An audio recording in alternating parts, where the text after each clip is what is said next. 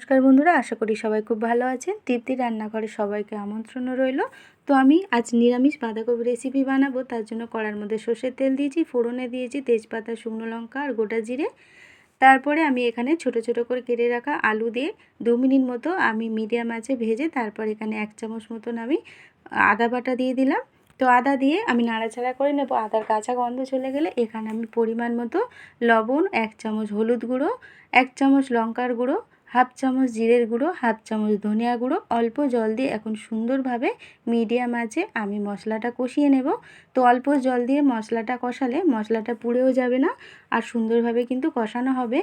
তো তারপরে ভিজিয়ে রাখা ছোলাও দিয়ে দিলাম। আজ কিন্তু আমি নিরামিষ বাঁধাকপির রেসিপিটা বানাচ্ছি।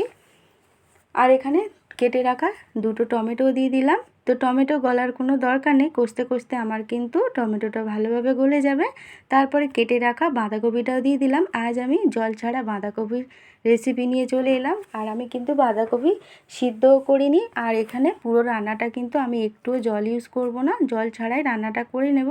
তো বাঁধাকপি দিয়ে আমি মিডিয়াম আঁচে ঢেকে ঢেকে রান্নাটা করে নেব। আর বারে বারে কিন্তু আমি ঢাকা খুলে একটু নাড়াচাড়া করে নেব যাতে কড়ার মধ্যে না লেগে যায়।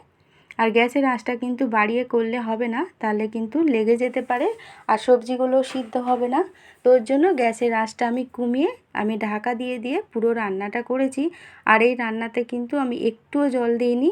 বাঁধাকপির মধ্যে যে জলটা উঠেছে সেই জলেই বাঁধাকপিটা ভালোভাবে সিদ্ধ হয়ে গেছে। বাঁধাকপিটাই কমিয়ে এসেছে। দেখো আমার রান্না কিন্তু অনেকটাই হয়ে এসেছে আর অনেকটাই কিন্তু সিদ্ধও হয়ে গেছে। তো আমি আলুগুলো খুব সুন্দরভাবে সিদ্ধ হয়ে গেছে, আমি একটু আলুগুলো ঘেটে ঘেটে দিলাম, তাহলে ভালো লাগবে দেখতে।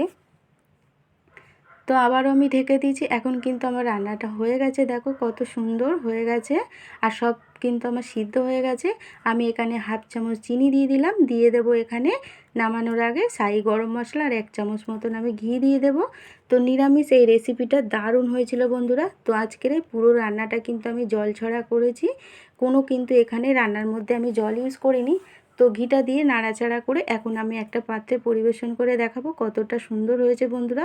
দারুণ টেস্ট হয়েছিল। আমার এই ভিডিওটা যদি বন্ধুদের ভালো লাগে লাইক কমেন্ট শেয়ার করে দিও। ইউটিউবের নতুন বন্ধুরা সাবস্ক্রাইব করে পাশে থেকো। ফেসবুকের বন্ধুরা প্রোফাইলটাকে ফলো করে রেখো। সবাই ভালো থাকবেন। টাটা বন্ধুরা।